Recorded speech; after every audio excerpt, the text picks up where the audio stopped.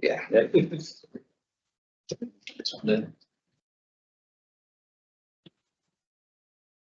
So I'm not going to be as animated as Chris. I'm going to sit down.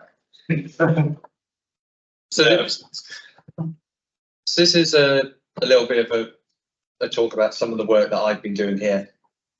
So we'll start off with the standard welcome to MTC, who we are, in case you don't know us.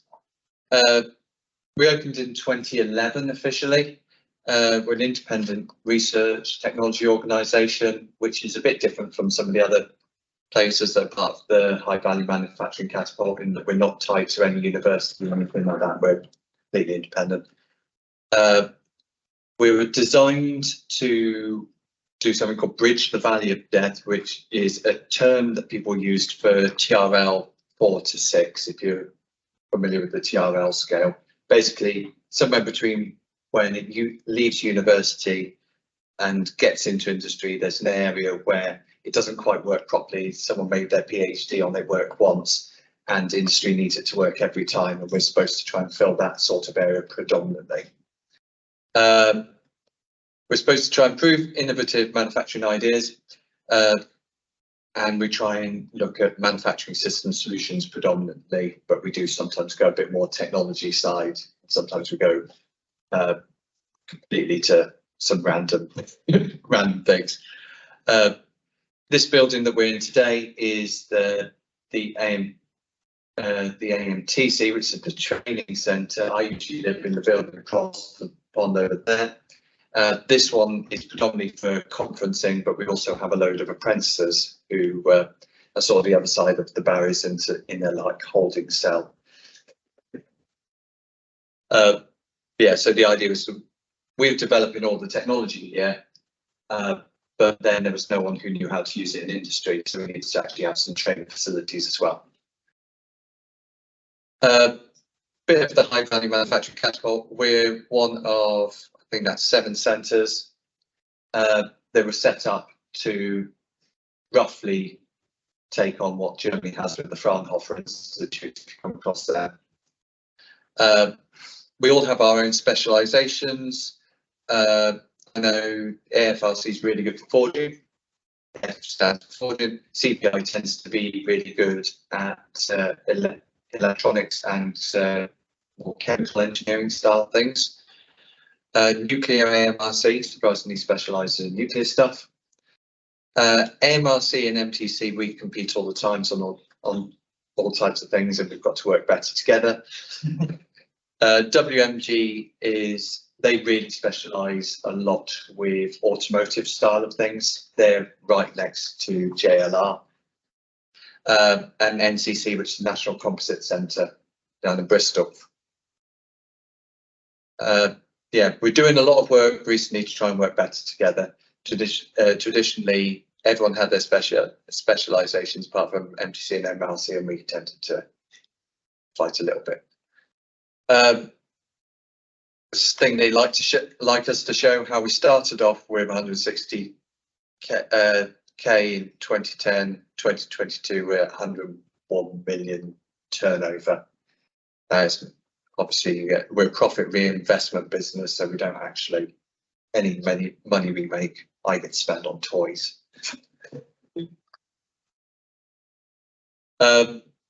Yeah, another thing they like me to show when we do these type of things is what we're trying to do. So we've got our founding university members, they're members, not owners, which is a bit different to some of the others. We try to do technical projects for big companies, SMEs. We're doing better at startup incubation. That is an area we're growing in. And obviously we've got this building, which is mostly events, conferences, skills and training. And we've got a site up in Liverpool, we've got a site over in Oxford, and we've got a tiny little office in London, just so that when we're doing stuff like helping convince the government to make the right policies, we've got someone in the area where the government is. Our primary markets, we do stuff across aerospace, defence, security, construction, space, infrastructure, food, drink, healthcare, power, energy. They're our main ones, but we pretty much do anything that's manufacturing based, manufacturing related. One of the nice things about having a workload like this is you'll see a problem that's coming up in construction and you realise that aerospace fixed it 20 years ago, and you can mostly do knowledge transfer and get something out really rapidly. And often enough, you end up with things like food and drink telling aerospace how to make something a little bit quicker. But because we've got the share, because we have the range, we get a lot of views across all of the industries what they're doing. So this is how our business is built up. We've got transformation team. They tend to go out to smaller companies, try and do quick fixes. A lot. They really specialise in knowledge transfer. So digital engineering, they cover modelling, simulation, metrology, NDT, informatics. Informatics tends to take everything from where I end up, which is like edge computing style things, up into cloud and all the big data analytics and stuff like that. I live in the automation, mechatronics and electronics manufacturing, which, as you can tell, with the longest name, does the most stuff. And then we've got design and build, who are more of our mechanical engineering side. So when I want something designed mechanically strong and done properly in that regard, I go to that part. Then we've got our component manufacturing with additive, laser processing, advanced material processing, and then future skills, which lives in this building. So that was the MTC in brief. So this is why have I been doing some JCB robotisation. So one of the big projects we've been working on is what was it? It used to be called Big Yellow Robots. Yeah, that's what. I'm not sure what it's called now. Yeah. Anyway, what we've been doing is we've been working with construction. We've been trying to work out how they can get a load of learning from everyday manufacturing techniques. So that's building things in a factory and shipping it out instead of building everything on site in the rain. Trying to build everything in a modular fashion so that you can actually have a standard kit of parts, and also standardization across industries, so that if with one of the major players being the government, they want to be able to say that they want a school over there and they want it like the school that was over there, and people being able to go, okay, I know what was used there, I can make that in half the time or whatever. So these are the key points that have been put out. This is what we're aiming towards, and this is where the JCB robotisation plays in. So the Construction Innovation Hub, a lot of that was around standardisation, getting governments to know about different standard kits of parts, trying to get the government to actually pay for these type of things. But this is the project that funded a lot of the work that I've been doing. An example of something that came out of this is a standard kit part with this project called Seismic. Got loads of people involved, ended up with building inside out all modular design. Now the big problem they had with this was when you've got a modular building, how do you put these things together? They were using the overhead cranes, and the weather meant that although they could have in theory saved, I think it was getting down to half the time of building, I think they actually ended up with something like 75% of the time of building, because the wind kept stopping them from being able to work on the day. And the point of, and we looked at it and went, well, we've got these robots, they're really big, but they need bases that are huge and they don't work outside very well. But we've got this JCB, which is essentially like a robot, but it doesn't have any real closed loop control or anything that allows us to do fine control without having a very, very skilled operator. and there's only so many of them in the country you can find, and therefore you end up with skills problems. So yeah, so seismic 75% faster. They could have been faster if they didn't have the wind problem. And this is what, so this is some of the stuff that I've been working on. So I have been working on how do you make a retrofittable control system for that machine so that it can do pick and place operations on relatively small loads. The way we've come up with it is that you have a manual operator doing most of the big work, because quite frankly the system isn't designed to allow us to do enough safety inbuilt to do big movements, but there is enough safety available so that you can do the last 30 centimeters or so, the fine control bit that's hard. And this is the stuff I ended up using. So I went to my trusty compact Rio. I know what I'm doing with them. Really usefully, I found that it runs straight off the CAN bus voltages that the JCB uses with it.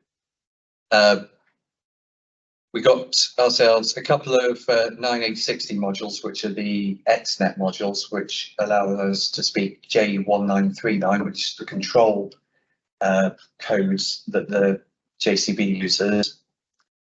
We've got 19485 in there, which allows us to turn things off and on. We had a vision system that was done by a robotics team, and a simple RealSense camera that allowed us to do the guidance, and then a load of SICK inclination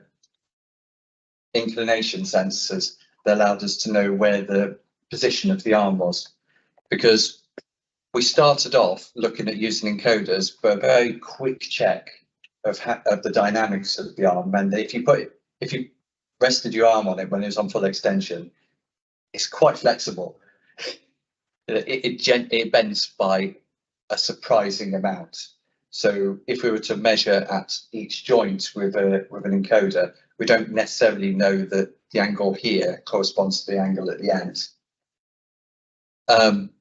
So yeah, by using the inclination sensors, we were getting the true angle towards the end of each arm, which allowed us to do the closed loop control.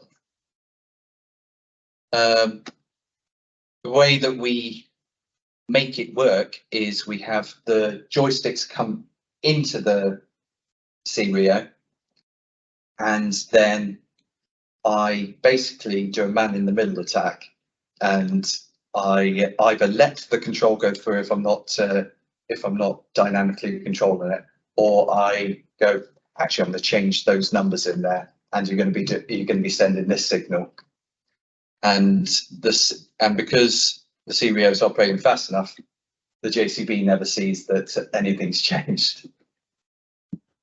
And that allows us to basically take off 2 pieces of trim, plug this thing, have this box sitting behind the operator, throw the inclination sensors and a camera on the end of the arm, and that's all of the retrofitting that's required, which was a massive difference to anything else I've seen around, where people have been ripping out the guts of it, changing all of the valve heads and everything, which probably gives you easier control, but it's not really a retrofittable system in my opinion. Yeah. So I do want to talk a little bit about what the vision system is doing. So vision system is done in ROS because our robotics people like ROS. But the way it works is you've got a camera on the end of the end effector. It's looking at these Aruco markers, and it's giving, it's then knowing that it needs to move the part up and to the left, and that then is connected, sending signals over TCP to my C-Rio, which I've got a simple little kinematic model and a little bit close loop control sitting there, and that allows it to move to position. The other thing that the ROS people have managed to do is they've managed to get us some digital twin from it as well, which I talked to JCB guys and they didn't know that this was possible. Yeah. So things that people are probably a little bit more interested in here. This is my LabVIEW code. I would say that I did it in the standard queued message handler format because I am more familiar with queued message handler format. Looking at it, if I was to start it again, I'd have definitely done it in an active framework, simply because as I got through the project, there were lots of bits of code which would have been easier to reuse, in my opinion, if I'd have been doing it in Actor. A thing that I found out quite early on, if you ever want to use the XNet on the CVO, is although it sits as a real-time module, you can't actually use it unless you've got an FPGA piece of code running. So you literally have to just create a piece of FPGA code, compile it, sit it there, literally does nothing. But unless it's there, it doesn't work, which means that if you haven't got the FPGA module, you can't run it. Yeah, another thing that I do as well, if you notice, there's a little to-do VI, which is a broken VI, which I put onto my code at the end of the day, so I know where I got to, if you're wondering what that is. Because then I just press the run and it says, it's broken here, and I go, okay, that's where I was last. Okay, so when I was doing Hydra-Dig joysticks, I was having to do it all backwards engineering because they just simply didn't have a description file that was available that worked. I actually found this to be pretty easy in LabVIEW because you can just read the raw binary, and that's kind of what one of the modules looked like in the background when I convert my more easy to understand clusters back into binary to feed out payload. One of the things that does happen a lot with J1939, if you ever have to deal with it, is you'll have a byte of data and then they'll just be like, oh, I want this to be 10-bit. So you'll end up with 2 bits on 1 byte, and then you have to combine that with the byte below. And they also have weird things like, yeah, this byte's just all true. Just because they could.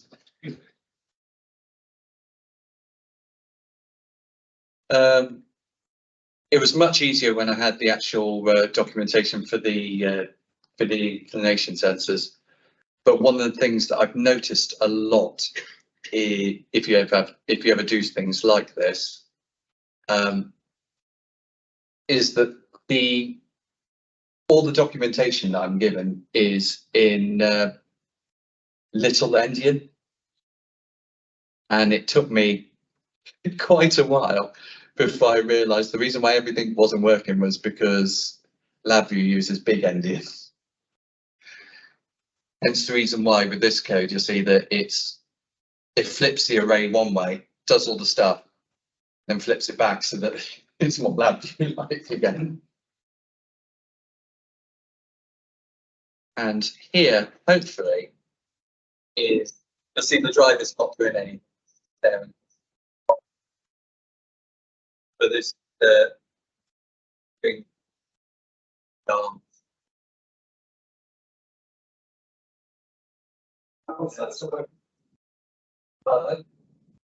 normally it'd be good, but this I said I haven't quite got it so that there it goes. Yeah.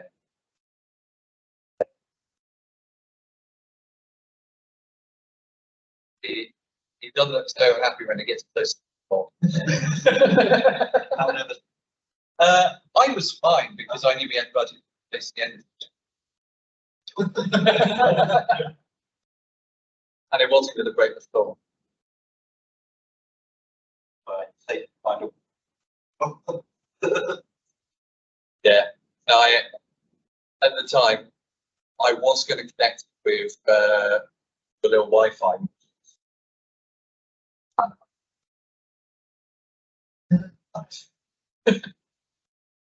Yeah, so I could be pretty far away. Try and get it. Yeah. So what? So the next thing I really want to do is actually take the kinematic out what I'm doing now and cross model. That gives my specialization really is messing around with the controls on this, getting the sensor information back and making it so that the machine does the work in. Kinematic models are stuff that the robotics team we've got here are just much better than I am at doing. So I need to get the ROS connection working a little bit better. And then I can have the kinematic model in ROS and let the robotics guys do the robotics side a little bit more. And then I can just focus on the closed loop control aspect a lot better. But yeah, so this is the type of stuff that I do here. Are there any questions anyone wants to have? I've got the code on my computer and I can dig into any of it that anyone's interested in. One comment about Syria. You said you were using the canvas. Is that a very stable power supply? It's not the most stable power supply. Yes, or filter circuit between it because Syrians don't like. No, I have experienced that. Yeah, we've learned. Yeah, no, it's on my list of improvements for certain, but I was supposed to run a cable from the battery up through the door, and that would have given it a lot better. But I plugged it into the CAN bus just to see if it worked, and it just worked. And given it's a one-off at the moment, a one-off proof of concept, I worried about the code at the time, not the. You'd find a tiny little supercapacitor. Oh, really? That'd be good. Liquid from Germany. Did that job really nicely. And if it lost power, it would also tell the shut down the device. Yeah. But PCs like that. That'd be really, really useful. Well, it's dinky as well, because of the supercapacitors. It just filters out nasties, Yeah. No, the power supply is relatively stable unless the machine's unless you're turning the engine up. Then the starter motor basically blows it off for a bit. Yeah. But once it's running, I haven't had any problems. What's the voltage range on that comparator? 9 to 36 volts. Yeah, they're pretty variable. That's why you can get away with it. If you find you're having issues with that, yeah, probably there's a point in time that they do that, which isn't stable. They used to. They may be sold now. They used to get the in fact, in honesty, it has decided to wipe itself once, and I think it was because of that. But as I said, it was a proof of concept. It's like, that's a problem that's happened once. I'll worry about the problems that are happening today. Yeah, and it's like I say, it's also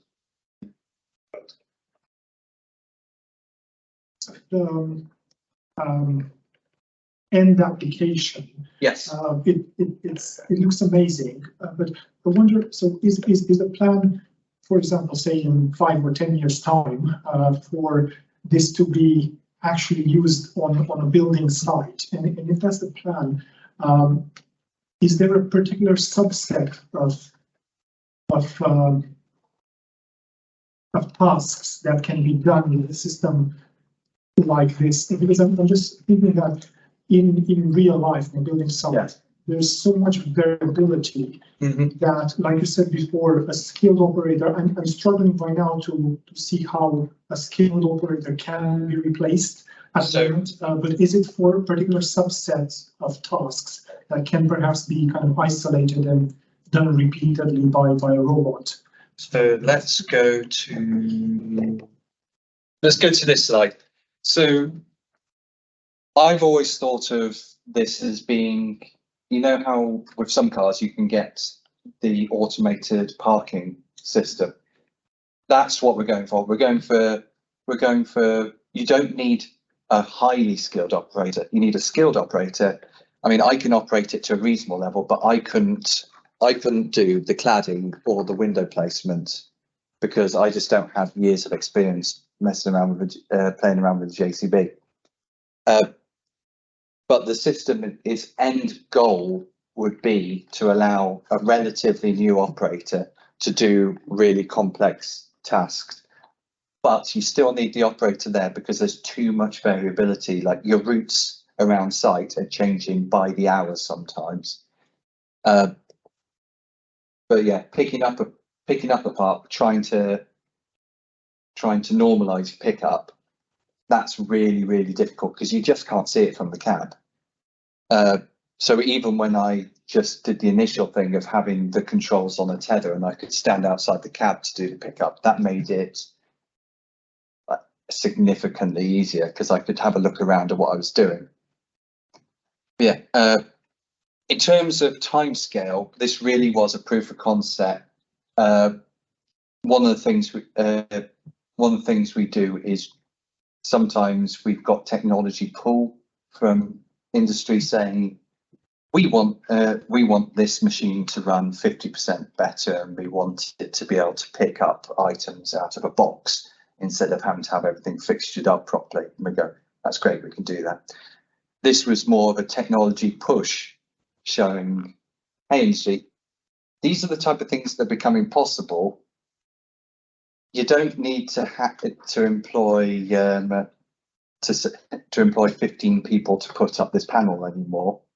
So you can't say that you're going to be running 7 months late on your next job because you can't get the migrant labour anymore. That's basically where. So this was very much a technology push. There is some interest, but we've obviously one of the things we've got to do is highlight that this does have its flaws. It doesn't have a UPS. It works perfectly fine in our workshop. We would have to do significant work to make it work in the rain, but it would work in the wind, which is when the crane didn't work. Sorry, just to follow up on that. So is the idea that a moderately skilled operator, yeah, moderately skilled, right, would kind of do most of the work, most of the travel between picking up the part and placing it, but perhaps when picking up and placing it, which are the two endpoints which are more complex, the operator could press a button and that would kind of transition between full manual control to the automatic control. Exactly that. Presumably he or she could override manually if something goes wrong. Yeah, they could always come back into manual mode. And yeah, definitely. That's exactly it. Controlled volume, is it more a case of like the wheels are never spun by the automatic system? No, the base is always fixed for the automatic system. But the arm is moved around. That's the division, right? Yeah, I was very careful making sure I didn't have access to override certain controls, so I could never be blamed. Yeah. So what you have from this system is it's basically a mobile robot cell. Yeah. But the moving of this robot cell is not done by the robot because the robot can't detect like people in the way. It can't figure out the routing as well as it can't detect it yet. One of the other things, as well as putting a UPS on it, is to actually properly put a laser safety system like you would have on a robot cell. There's a question coming for you. Okay. Did you face any problems with latencies when communicating from the C-RIO to an external device? Not with this one, because the distance between the different devices was about a meter. So there wasn't, so we didn't have any, they were direct communications. The other thing I'd say is the JCB relative to the clock speeds of all the machines was running incredibly slow. So The vision system, the first time we did the vision system, it was actually quite slow, to be honest. We went to using the real sense. Where are we? We went to using the real sense camera because it gave us the data we needed at a resolution that was low enough that it didn't bother the vision PC so much. Our original camera was far too high a resolution and it was causing quite a bit of lag.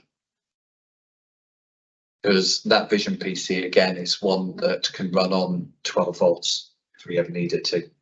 Although admittedly for this one we had it plugged into the mains because yeah, we didn't have the UPS and we really didn't want that one to crash out. Presumably, once you've got the control system and feedback going, that's going to take out all various external factors as well at some point. At some point, yes. Five system on an arm. That has been done. So Yeah. it's you know Yeah, so it's a control. quite right, really. Yeah, so it's a control system on an arm, but it's done in a retrofittable way, which I think is the key thing here with a user in the loop.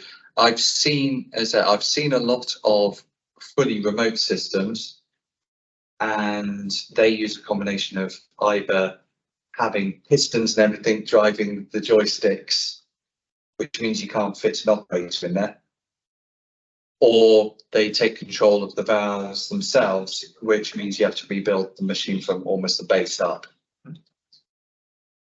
Yeah. Is this something that's on sort of JCB's roadmap? It If they come along and just go chuck 200 people at it and have it all for the, you know, pay an extra 10 grand and you get high resolution, right? So we did a lot of this work without that much help from JCB, in all honesty. They were very initially involved. They gave me the code for the CRC check on the control system. And apart from that, at the time they didn't have the resource. I did most of this work over the pandemic, to be honest. So it was very much a case, and the person that we knew at JCB left, and I didn't have any other contacts or really any way to do it. So yeah, I just sort of did it. Since then they've come in. I think it is on their roadmap as things they want to do. We've proven we can do it. We'll see where it goes. You know, you started the pandemic, so it's been what, 2-3 years? 2-3 years, yeah. So the actual, honestly enough, the first 6-7 months, most of that was convincing health and safety that to put an experimental control system into a JCB wasn't going to kill everyone. The laws regarding moving parts. Yeah. Just Yeah, it goes a little bit mad. Originally, they wanted us to have all types of laser scanners and everything around it. We got them down to a cordon and a guy who told people to piss off. it doesn't look like very much like a building site. Yeah, we're like, it's a building equipment. Why can't we use building site of regs? It's like, okay. Yeah, so that was the. It was pretty good to that question about the comms, because I was just thinking, I doubt it's open, otherwise everyone would be programming JCBs and I was wondering if it like invalidated warranties at all or anything like that, or. I mean, in all honesty, I was lucky enough that I didn't have to worry about that because we bought it for this. Oh, nice. Well, we bought the JCB for the Construction Innovation Hub because if you're going to be doing innovations in construction, you're going to need yourself some type of excavator at some point. Being as we're an RTO, we usually accept that we're going to break the warranty within the first few months of having anything because we're good. But yeah, I push it. It's currently all back to how it was. So because as I said, it's an easy to retrofit and disassemble system. Benefits, it's not limited to manufacturer because J1939 is every automotive vehicle in the world uses that. Yeah, So you can literally just do any of them. and I don't know if any of you have ever dealt with J1939, but one of the hardest things to get my head around was its CAN but they ignore half the standards of CAN. I think it's because it's been around since before most of those were written. It's an old protocol. Yeah, and so you end up going and it's like, and then this works like this and this works like this, and it's like, no. So if you ever have to do it, I highly recommend getting a book on J1 through 9 and forgetting what you know about CAN. It's not a licensed standard like Aaron. They have a standard. It's an automotive standard, isn't it? It's Yeah. As an automotive spec, it's part of the flight. You can find the detail. Yeah, you can certainly find the details of what they should do. If every manufacturer necessarily follows it is different. The joysticks on the J1 on this joist in this case were in the everything other component and didn't comply to the joystick component. I think it's going to a job inspector. Yeah. The reasoning standards. Won't be disappointed. So I did some of the sniffing on the CAN interface to try and figure out what was what and what was talking to each other and like where these signals actually were. And I think everything which is standard for automotive, like anything based on the engine, is going to be to the standard. Yeah, Anything like joysticks and additional light controls is just like whatever they feel like doing. basically, I figured that if the component was made by someone else, they comply to standards. If it was in-house, they decided they do what they want. There's a quality factor, and Yeah, I'm reasonably sure. there's only so many high Chuck a student at their drivers. Certainly in Latvia, it seems to be the case. There you go, now these are Latvia drivers. Yeah. And it's depending on the manufacturer and how many units they ship is the quality of the driver. I mean, quite. So that has never been tested remotely. One thing I forgot to say about this is the reason why we've got the 9485 in this, which is the relay module, is because what I was finding initially is all of the sensors, all of the joysticks and everything were loading up much faster than the XNet host was loading up on the CREO. So we had to load up the CREO, and then when the code was happy and running fine, then turn on all the external components. So that was a little bit of a learning curve, which means that when this is plugged into the JCB, it complains it hasn't got any joysticks for a while, and then it loads up. The question I'll take as well. Yeah. Andrew, did you have any expensive oversights during development, i.e. did anything go wrong? Yes. Yeah, most definitely. Probably the most expensive oversight was the initial camera. We'd got ourselves a really nice one so that we knew that we could get it really precise movement because the pixel density was all the way there, and the Vision PC could not handle it, which is the reason why we went to the RealSense camera, which has much lower resolution, and the Aruco markers, which are easy for the RealSense to pick up. And then we ended up with a really nice camera, which was sitting around for a few months until another project actually had the computing power to use it. So that was probably one of the biggest issues. Obviously, I said about the CREO deciding it wasn't happy one day and just wiping itself, but that wasn't too hard to put back together.